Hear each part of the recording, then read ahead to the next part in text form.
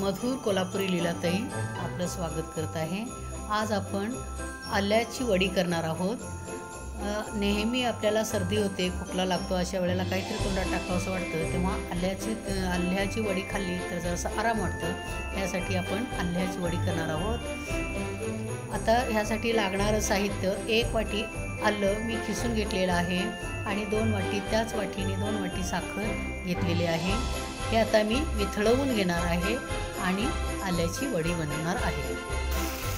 एका कढईमध्ये आलं आणि साखर टाकून बारीक गॅसवर आपण सतत हलवत राहायचं आणि ते पूर्ण विरघळेपर्यंत आपण हलवत राहायचं।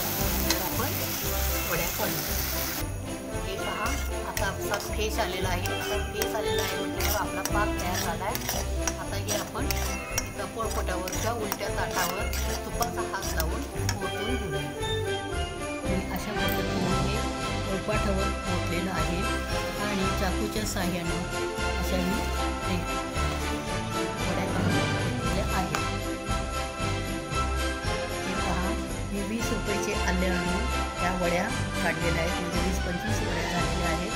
खूप छान आणि सर्दीसाठी घरच्या घरी खायला खूप छान वाटतं।